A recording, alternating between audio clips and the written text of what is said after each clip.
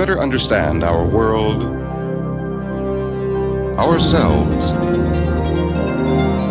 and our future, this program is made possible by the people of Chevron. Chevron, giving thought to television.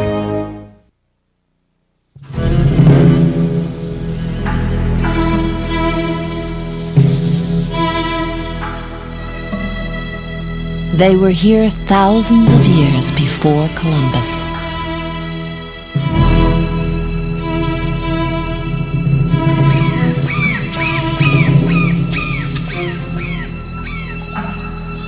While Paris was still a village, they were carving cities out of the jungle.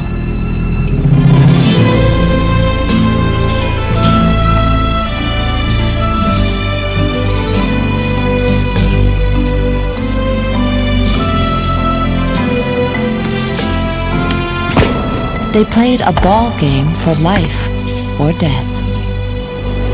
They planned their lives according to the heavens. Their writing is a puzzle we're still learning to decipher. Wow, look at this. Really something. Now the pace of discovery is quickening.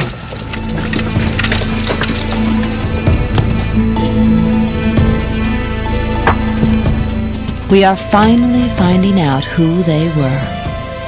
Bone? There's a lot of bone. Look at this. Ooh, man. Look, it's a black kind of... Oh, man. This is really a powerful work of art.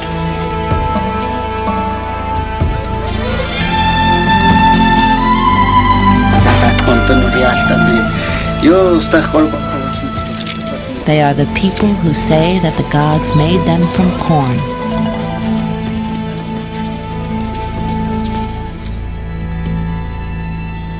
They are the Maya.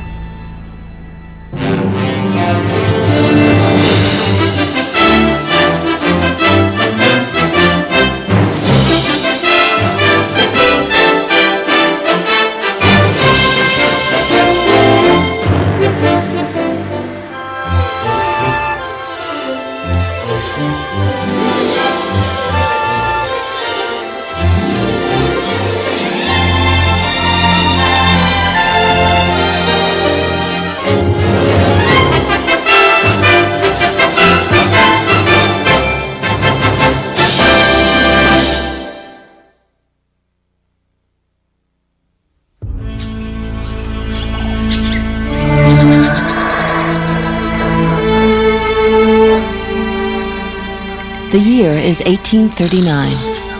The place, Western Honduras.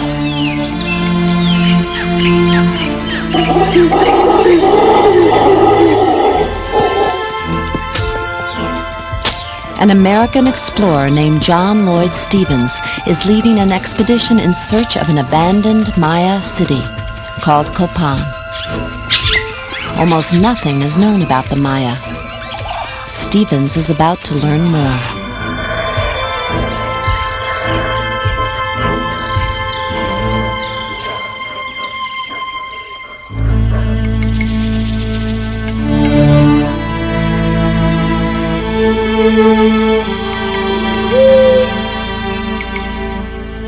Draped with 1,000 years of tropical growth, the brooding temples and tumbled stones sprawl for miles.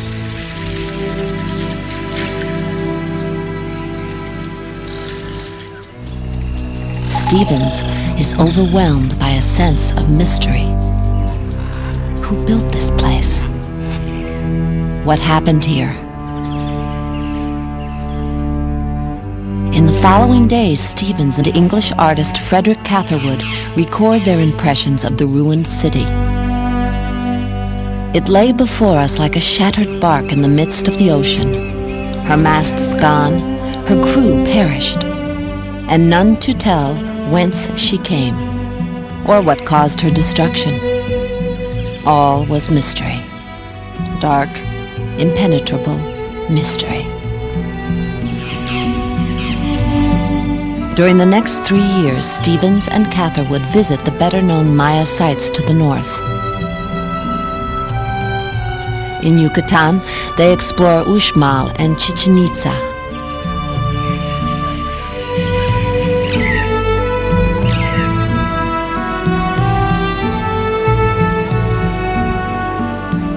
In Chiapas, they visit Palenque. And still, questions plague them. Who built these cities? Why had they been abandoned? The land of the Mayas spread from parts of Honduras, El Salvador, and Guatemala in the south to Belize and Mexico in the north. It was dotted with hundreds of small kingdoms, each with its own unique history. The heartland of what scholars call the classic Maya civilization lay in the southern lowlands. It is there that our story takes place, starting at the site where scientific excavations first began, Copan.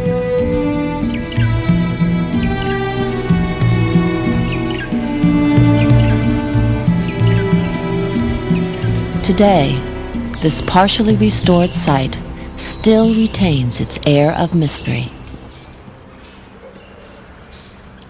Bill Fash is the director of the Copan Acropolis project. Copan was one of the premier Maya cities. Now, we can't say that in terms of its size. Certainly there were other cities that were larger.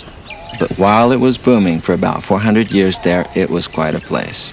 It had incredible artists, sculptors, architects, engineers, astronomers, scribes, and so forth. So I suppose if you had to put it in our cultural terms, if Tikal were like, say, New York, Copan was like Paris.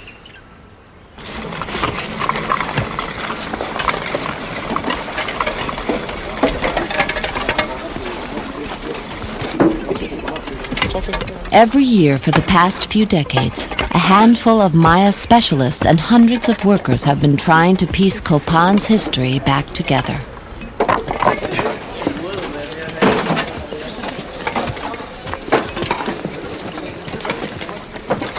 The story of what happened here is still unfolding, stone by stone. There are over 30,000 fragments of stone sculpture that once adorned these buildings. The problem is, for this particular puzzle, there's no box top. There's no picture that enables us to know how they went back together. We have to try and figure that out. And the problem's made worse by things like this. This is what we call a Gok pile, G-O-K for God only knows, because God only knows where any of these rocks came from. The earlier archaeologists just piled them up here. So our job is to figure out which designs adorn the different structures, come back to the Gok piles and pull out the examples that are just like those we have dug up and try and put the whole thing back together. But in spite of the difficulties, Fash's team of experts has reassembled thousands of sculptures and conserved dozens of buildings. Every year, the picture of what Copan was like more than 1,000 years ago becomes clearer.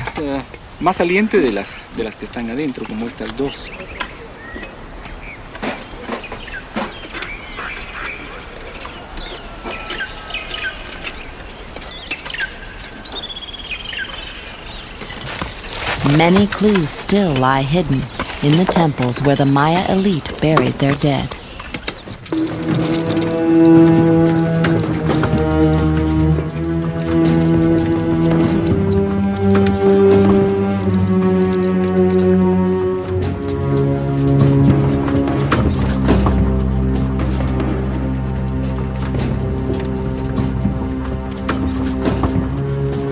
The classic Maya had virtually no interest in metal, so there is no gold buried here. But sometimes something even more valuable is unearthed. That's it. Watch the wire. Can I see this space? All right, yes. It's repainted. It's a stucco coating over. In 1992, Robert Scherer discovered the tomb of a royal family member.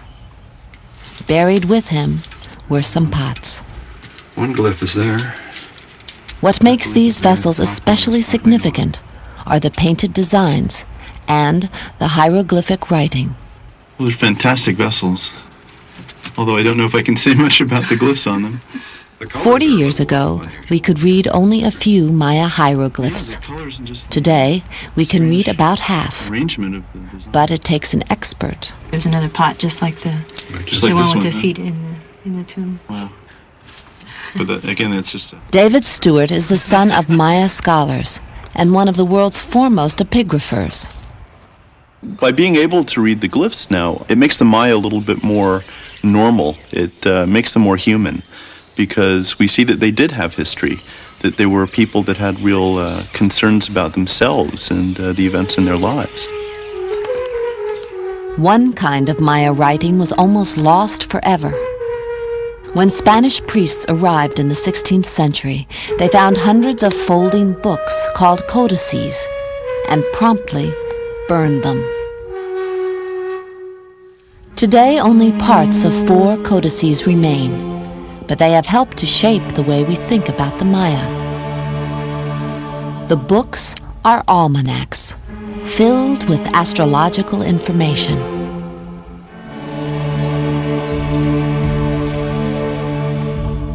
The men and women who wrote the almanacs were scribes, well versed in astronomy. Using a sophisticated mathematics, they calculated the movements of the night sky thousands of years into the past and thousands of years into the future. They knew that the universe moved in cycles, some very large, some very small. They even predicted eclipses of the sun. They seem to have been fascinated by the relationship between time and the events in their own lives.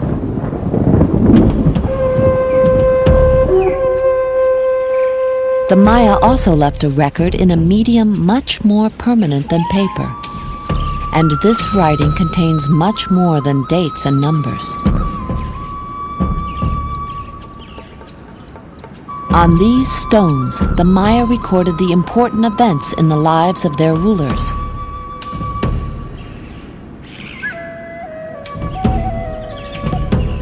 This is the hieroglyphic stairway at Copan, the longest inscribed text in the New World. But early archaeologists reassembled it out of order, so today we can read it only in segments. Sculpture specialist Barbara Fash is making a catalog of the 1,200 glyphs on the stairway. Someday, these drawings may tell a more complete story of Copan's kings. This means to plant with a stick in the ground. Other hieroglyphs are more accessible, thanks to dramatic breakthroughs in the past few decades. This is the date. It's Epigrapher Linda Sheely has done her share of the recent detective work. This is a little tree, Te. And on this side, facing the east, he's young. But on the west side, you can see, look at the beard. It is a rare thing when a people develop historical consciousness and make recorded history a part of what they do. What we are participating in now is the recovery of lost history, because American history does not begin in 1492 with Columbus. It begins in 200 BC with the first Maya king who wrote his name on a stone.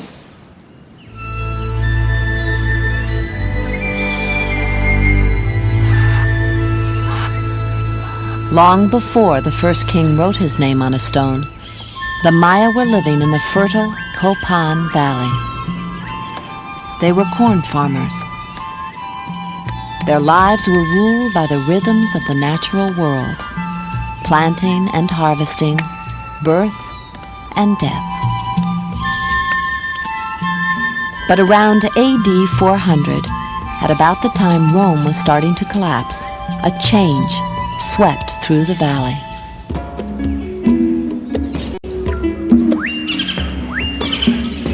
On a lazy bend in the Copan River, buildings made from stone were rising from the jungle floor. For farmers accustomed to village life, the city must have been a revelation.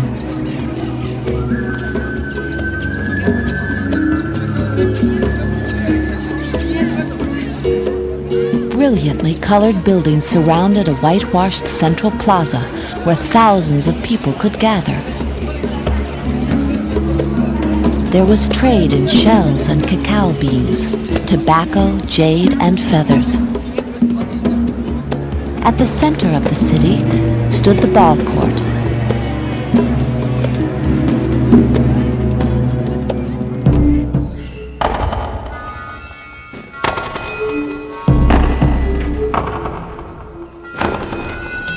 The object of the ball game seems to have been to keep the heavy rubber ball in motion without using hands or feet.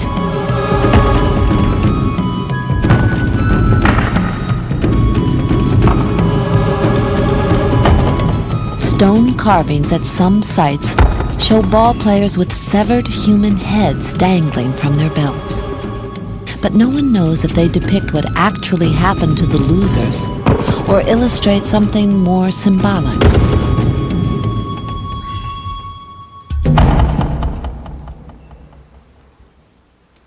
The ball was supposed to be a metaphor for the movement of the sun, and by extension also the moon and the stars. And you wanted to make sure that there was regularity in that movement. They thought that if they played the game in the right way and honored the gods in the right way, that they would ensure the agricultural cycle and enable the sun to rise and the rains to come on time, and for there to be a bountiful harvest.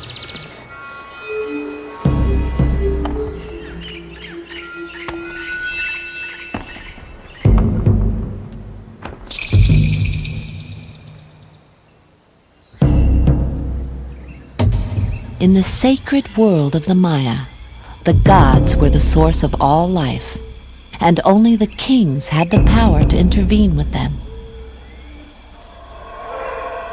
The gods sustained the physical universe with sun and rain, and expected humans to nourish them in return. The supreme source of that nourishment was blood. When the Maya wanted to acknowledge the sacredness of the moment or an important event, they would let blood. Blood was the vehicle that carried a quality that they called chulel, which means their soul. It was something that not only permeated human bodies, it permeated buildings, it permeated the trees, the sky, it permeated all things sacred in the world. And when they gave blood, what they were doing was they were activating the chulel. It's like George Lucas's The Force. If you can think of Obi-Wan Kenobi, calling the Force out, or Luke as he guides the plane in the final Death Star battle. That's what the Maya were doing by these rituals, is they were touching what they considered to be the living force of the universe, and it's still here.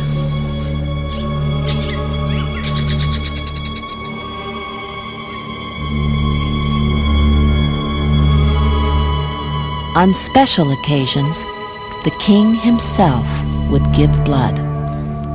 This was one of the most sacred rituals in Maya life.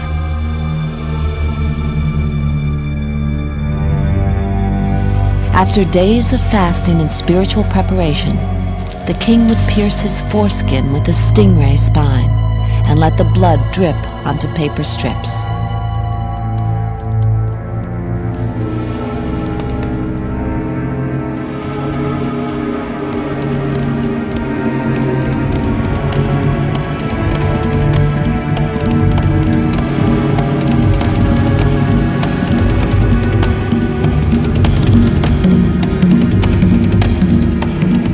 With this act of sacrifice, a doorway to the gods was opened.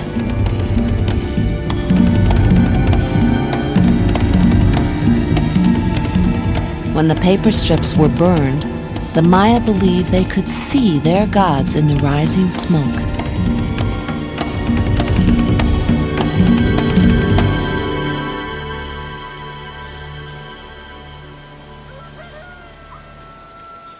Today, the descendants of the ancient Maya still live much like their ancestors did. The myths they remember and the ceremonies they perform are all part of a tradition that the Maya say God gave them at the beginning of time. Dios per manakahtak aralas manakahtak on kewal manakahtak apas manakahtak ahij nikotushi ka nikotushi wa kanta kuto sa chano kapnak yarek arutsi yarek arkemilas yarek archosonas yarek kan. Casimiro Sagahao is a Maya priest who blesses the fields at harvest time.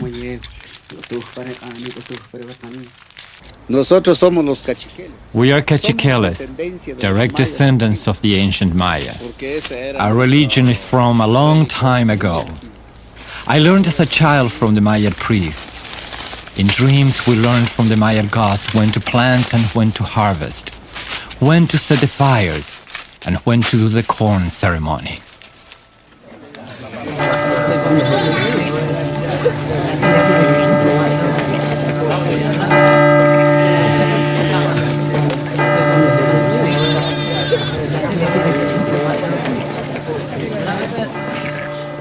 The Maya passion for ritual was one of the first things Spanish missionaries observed when they arrived in Yucatan almost 500 years ago.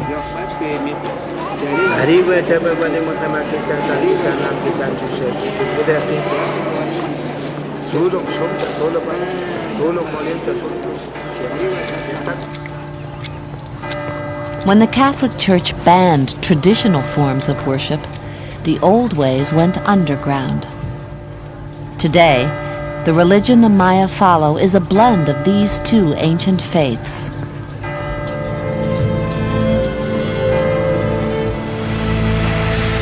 The Maya have clung tenaciously to many aspects of the old culture. In the highlands of Chiapas and Guatemala, their unique dress not only defines them as Maya, but identifies the particular village where they live.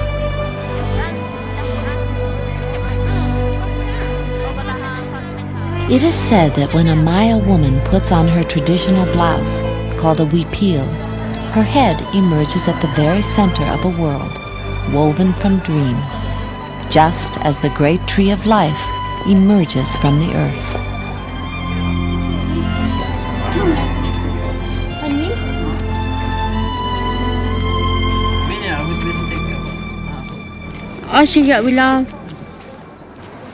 I learned to weave when I was very small.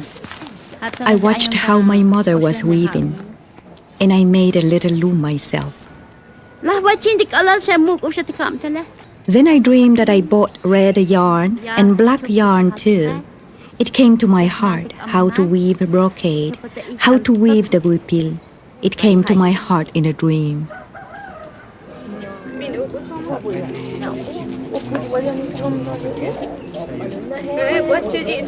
In the highlands of Chiapas, Mexico, Chip Morris has been working with weavers for 20 years.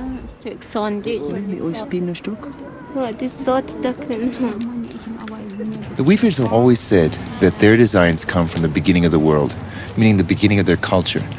When I started looking at the archaeology of the sculptures and the statues, the things that show what the weaving was like, there are a number that are all but identical to the weavings of today.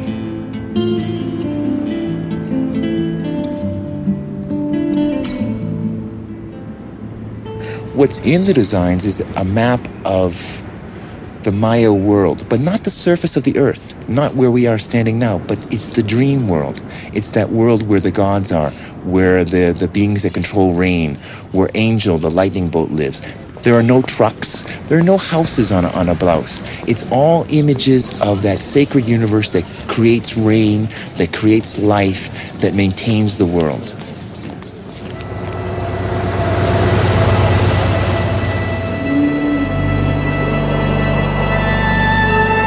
In a world where the line between the secular and the sacred is almost imperceptible, everything is more than it seems.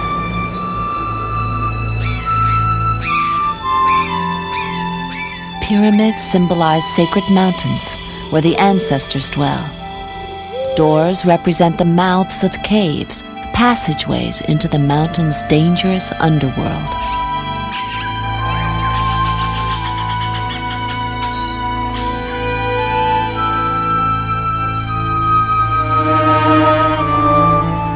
The Maya believed they went to that underworld when they died. They called it Xibalba. It was the place of fright, a watery realm of disease and decay that ordinary people had little hope of escaping.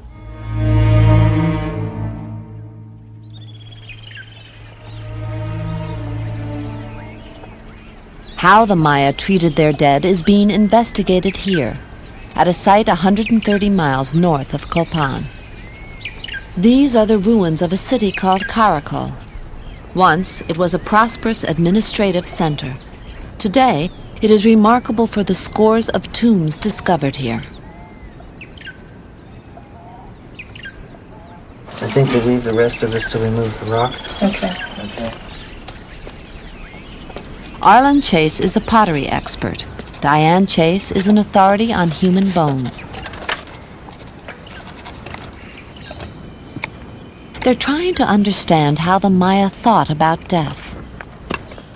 We tend to think of things in westernized terms. The Maya were not a Western society. They didn't do anything the way that Europeans do. It's so hard for our own society to understand how the Maya lived. I mean, we don't have dead living with us, you know, every day. We don't put them in a room in our house and maintain them there. Well, the Maya essentially did that in their living groups. Okay. Oh, this is nice, Arlen. This is real nice. We've definitely got a royal tomb here. Ordinary people were usually buried under the floors of their houses. But the vessels are nice and they're in good shape. The elite were placed in tombs. This polychrome over here is in better shape on the back than the front side. What about the bone? Bone? There's a lot of bone. There are at least 2 individuals whose heads are to the south. They're in pretty good shape. Though someone else's legs are up in this corner. It doesn't go with either one of the first 2 individuals. It's not the man and the possible woman. It's somebody different.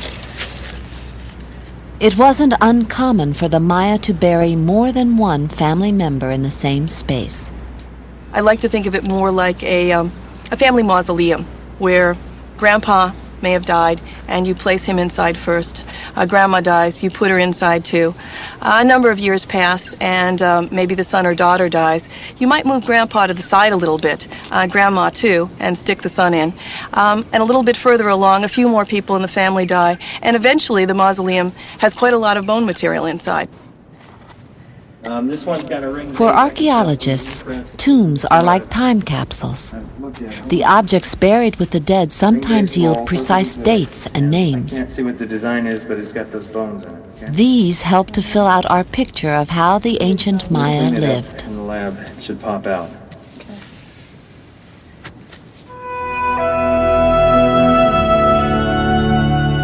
And sometimes what they find is simply beautiful.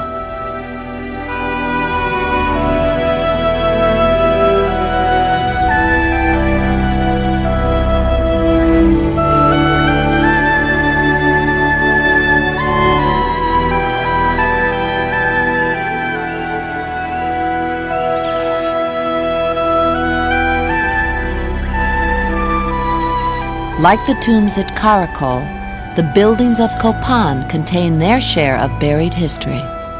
But finding it has often been an elusive undertaking.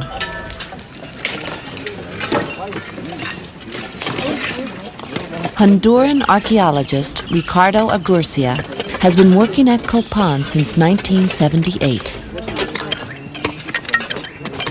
My primary interest was finding out what happened to these people. It's something that's part of my heritage, too. It's something part of my country. And I grew up, I wasn't very young when I came to these ruins the first time, but it impacted me. And it was a fascinating issue, a question that you're always thinking about. What happened to these people? Who were they? How did they do the things they did?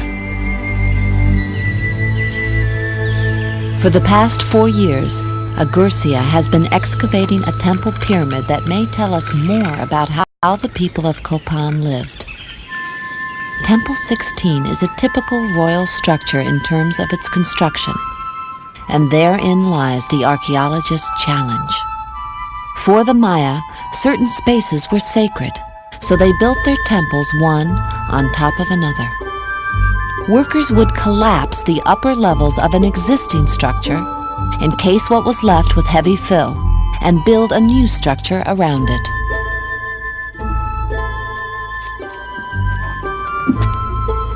As Agurcia's crew remove the fill, they create a labyrinth of tunnels. Working in tunnels, it tends to be very confusing. You're working like in 3 dimensions, you're going up, down, sideways, in between.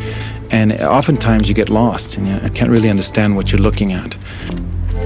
The flat wall on the left used to be the outer wall of an older temple. Only by following its walls to their ends can Agurcia determine the building's original dimensions.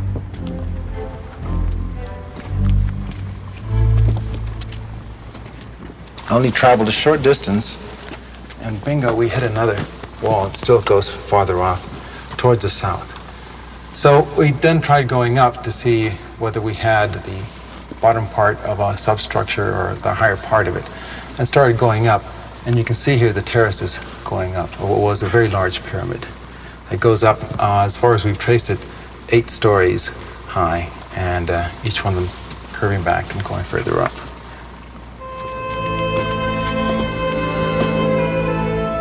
What Agurcia found next was totally unexpected. There was yet a 3rd structure inside the first 2, but this one was different. The building Agurcia calls Rosalila was perfectly preserved. The loose dirt was removed, exposing a set of giant masks, still tinged with traces of the original paint. Most of the masks we found before were perhaps a meter or 2 tall and would extend as much as 5-6 meters, but these masks just kept going and going and going, and to this moment we still haven't found the end of them.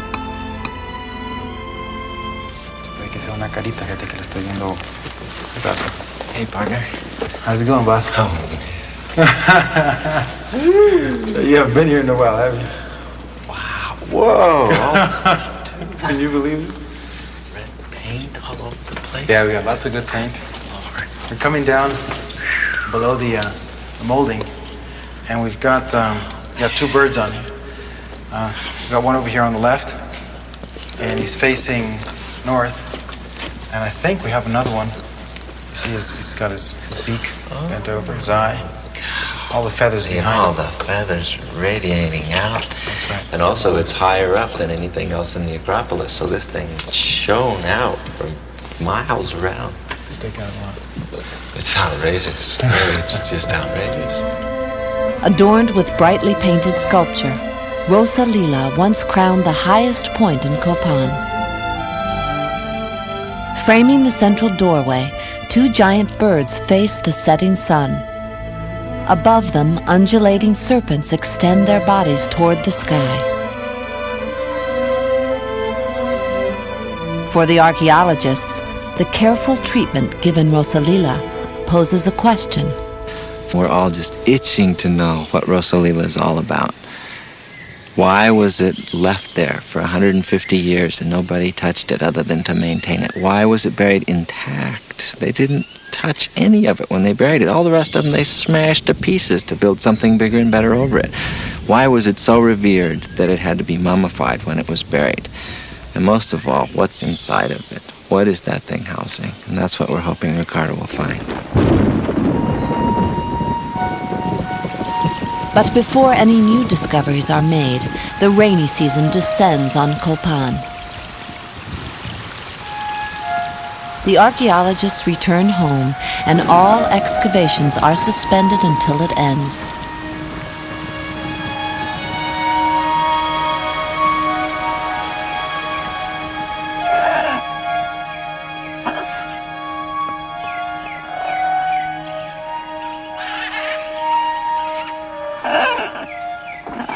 Nearly 6 months later, the rain is over. The weather clears. At last, the excavation of Temple 16 can be resumed.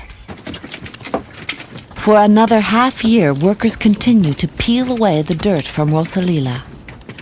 And just before the rains resume, the enigmatic temple yields one more surprise. From a small cache found in a doorway, Agursya removes something buried 1,300 years ago. Look, it's a black kind of a... Oh, man. It doesn't fit. It's close enough. You would not believe how sharp the edges on these things are. Look at the form. This is art, man. This isn't just some rocks they threw in here. This is really a powerful work of art. What they have found is a bundle of blades chipped from an especially sacred material, flint, the firestone. They were probably used on ceremonial occasions, and the faces may depict royal ancestors or sacrificial victims. No one knows how long it took to create these delicately flaked blades, since no one today has the skill to make one.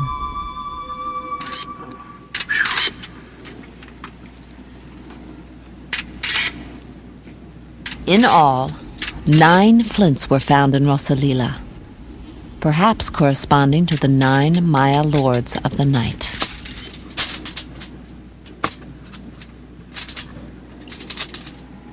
It's been here for 1,300 years, and it's unbelievable. It's a beautiful piece of art. I mean, the finesse, the work in it is incredible. And I just feel like incredibly privileged, you know.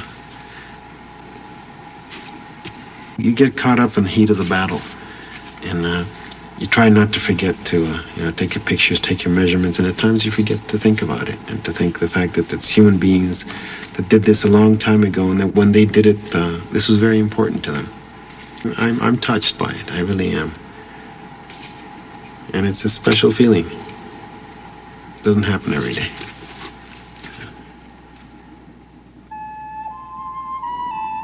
It is likely that the flints Agursya found in Rosalila were placed there sometime in the 7th century AD, when the classic Maya civilization was at its peak.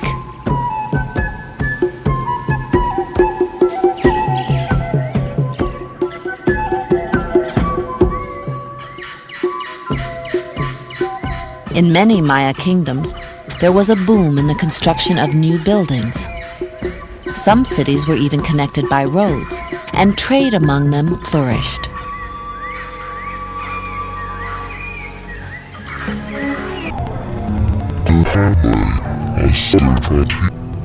To the north, events are taking place in the Maya world that will eventually shake it to its core.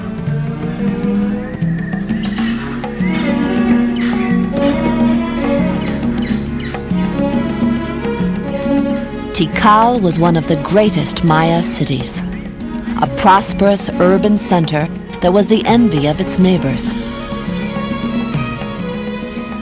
It was probably inconceivable to the kings of Tikal that any other kingdom posed a threat. But in the spring of 562, Karakol attacked Tikal and defeated it. During the upheaval that followed in Tikal, members of the royal family moved away into the jungle and established their own city. Today, a research base camp marks the spot. What was once the great city of Dos Pilas has again been reclaimed by the jungle.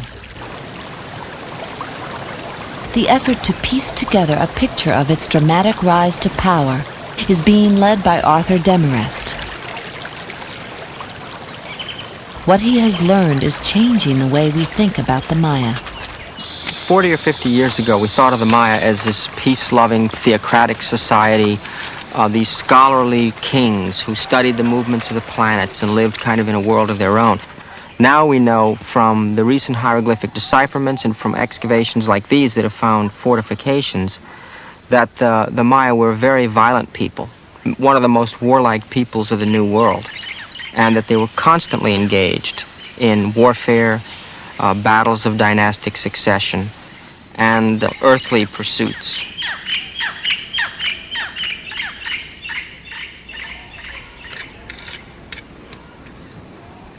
In 1990, Demarest's team discovered concrete evidence to support this view. Reliable.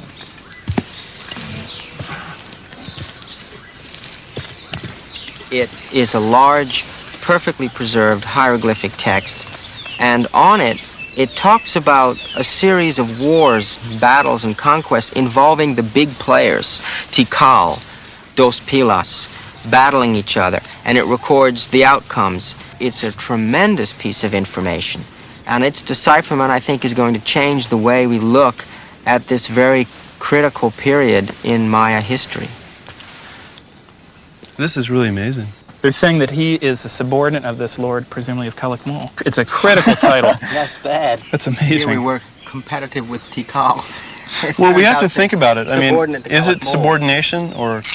Alliance. Epigraphers David Stewart and Steve Houston are called in to see how much of the text they can read. Between, with references to Bonampak and Tonyana.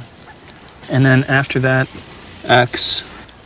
look, and there it is. It's Antun. Yeah, this Arthur refers to a kind of altar, and then here it refers to a dedication. It's referring to the stair. And look, it's a There's step. a stairway. It's a That's step. the pyramid. Look. Actuals? Okay, what it's saying is that this event, this war event, And then over here you've got a new event involving ruler A's father. The skull glyph here is the name of the ruler of Tikal. Initially, it seems that Maya warfare was, to some extent, ritualized. It was more devoted to religious ends. Literally, these guys dressed up in silly outfits, archaic costumes with big Paleolithic spears, and went out there and met in some place and knocked each other around. One of them was captured and brought back and sacrificed.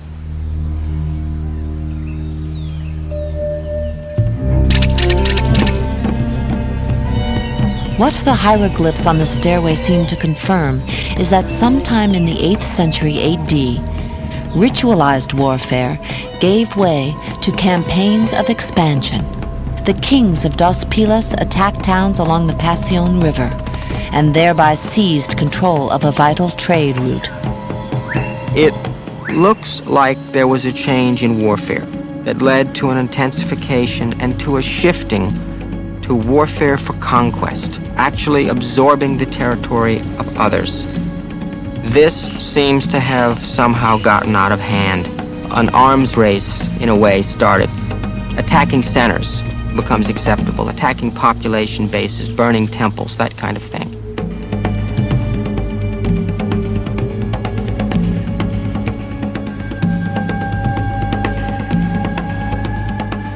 The new warfare would eventually come to Caracol as well. The 8th century and 9th century at Caracol and throughout the Maya era was a time of tremendous change and a lot of warfare. Caracol, up to that point in time, had been very successful in warfare. What happens, we think at least, is that in this late time horizon, it's not just a question of defeating a neighboring civilization and taking them into your realm, but taking large numbers of captives to sacrifice. And I think people were really scared.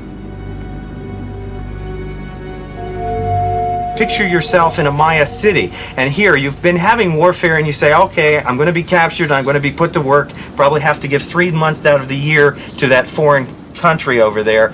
But rather than that happening to you, you've got this marauding army that comes in, pulls all the men together, and rather than marching them off to work into the fields, they instead cut off their heads and mount them on sticks and make huge skull platforms. Now that would strike terror into you. That would be enough to say, my God, let's get out of here.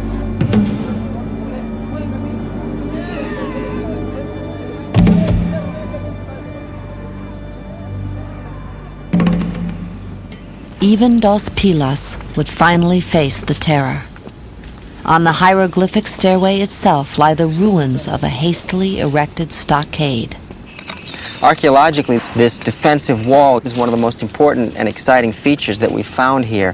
One of the reasons why this masonry line is so neat and is placed so well is that it's made out of neatly carved blocks which were ripped off. They're the facings from the palaces around you. So they literally tore down the royal palace and built this, running it up against their hieroglyphic stairway to create this desperate defensive system. a picture of the city in its final days begins to emerge. In a frantic attempt to keep the invaders out, the citizens of Dos Pilas erect 2 defensive walls around the center of the city and move inside for protection.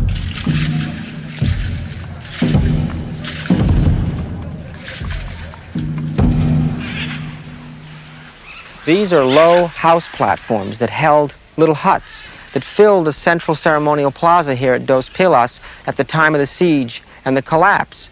And it indicates that, again, the desperation of those final moments of this great kingdom was so great and its fall had been so complete that at this point you had the population living within the ceremonial plaza, below the towering temples, below the monuments of the strutting great kings.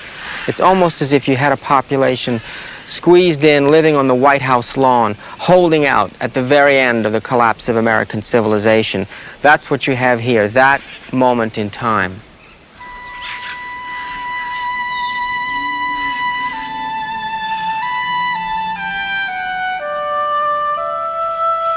Copan, meanwhile, is struggling with problems of a different sort.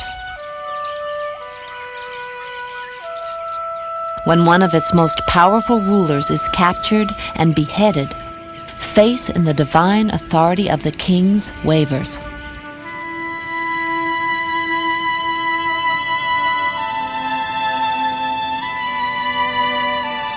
At the same time, the population in the Copan Valley continues to grow. Basically, the Copanecs became victims of their own success.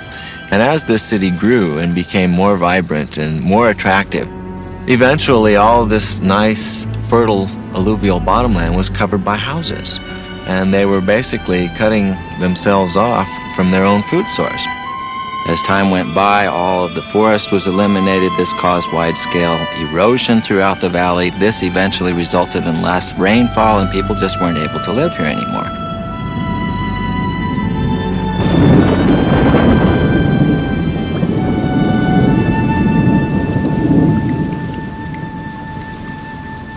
It is now the middle of the 8th century. Throughout the southern Maya world, the power of the kings is waning. Disease and hunger are becoming commonplace. People begin to drift away from the cities. In Europe, the Dark Ages are halfway over. Here, in the jungle, they are just beginning. Slowly, one by one, the great southern cities are abandoned. In 761, the king of Dos Pilas is captured and killed. From that point on, there are no more hieroglyphic inscriptions here. The last written date at Palenque is 799.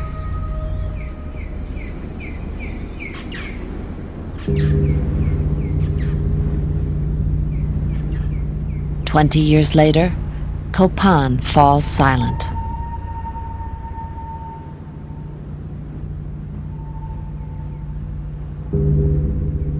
Caracol stops recording in 859.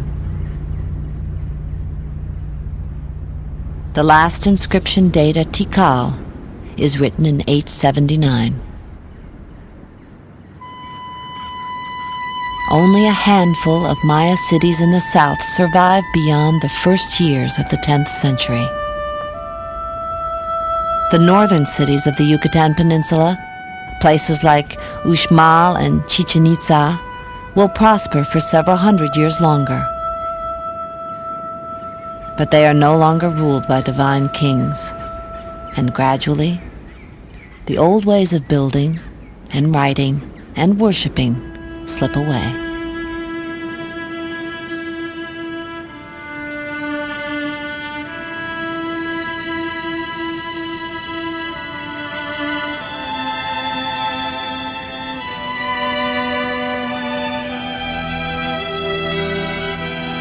The classic Maya civilization is at an end.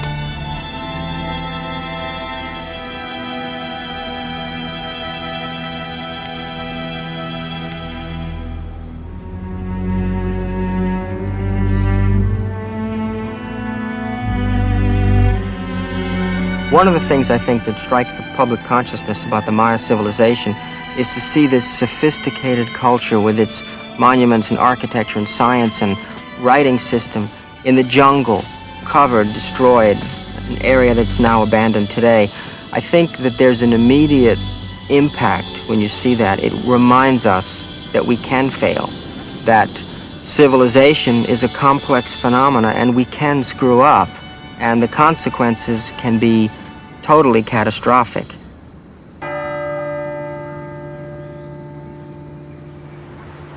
Yet, while the classic Maya civilization may have disappeared, the Maya people have not. For 3,000 years, they have survived the ambitions of their own kings and those of foreign conquerors. And once again, they are under assault.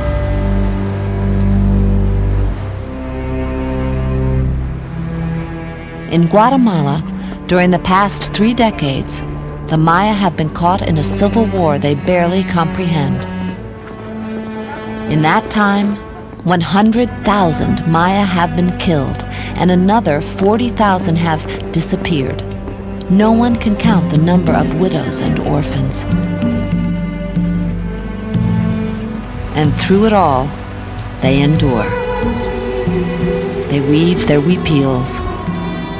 They farm their corn.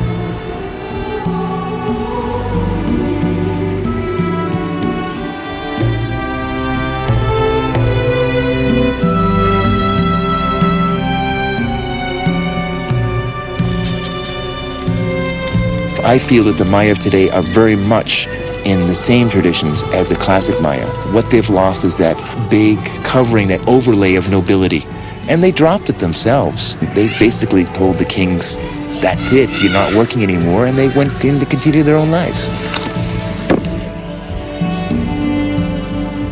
I don't like it when people talk about the Maya collapse, because they never collapsed.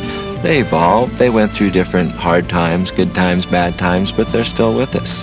They still maintain their customs, they still maintain their ways of organizing their societies, and it's very exciting to see how much of the ancient Maya way of life is still alive and well.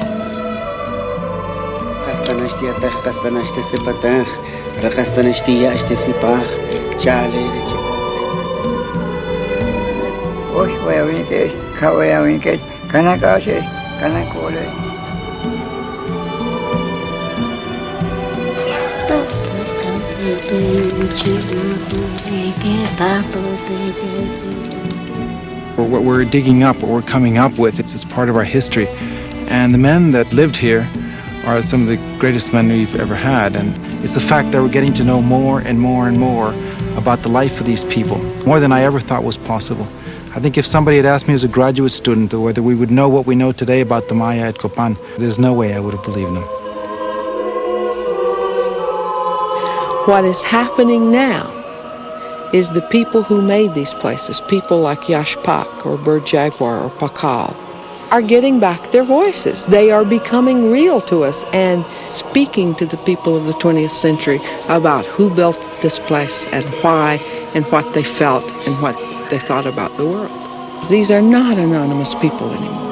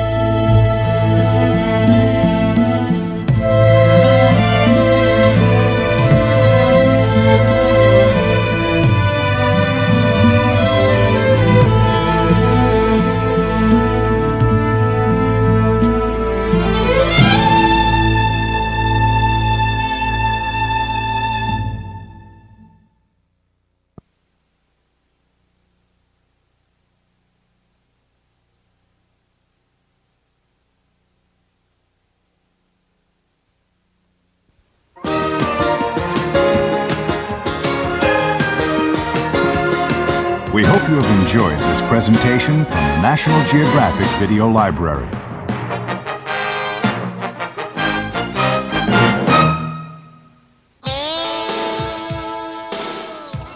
Think you have what it takes to brave Alaska? Where an average...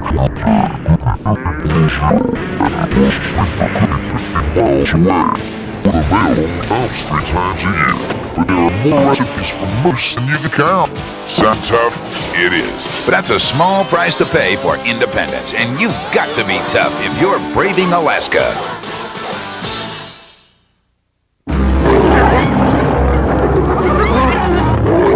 The lion and the hyena. If animals can hate, then surely this is hatred.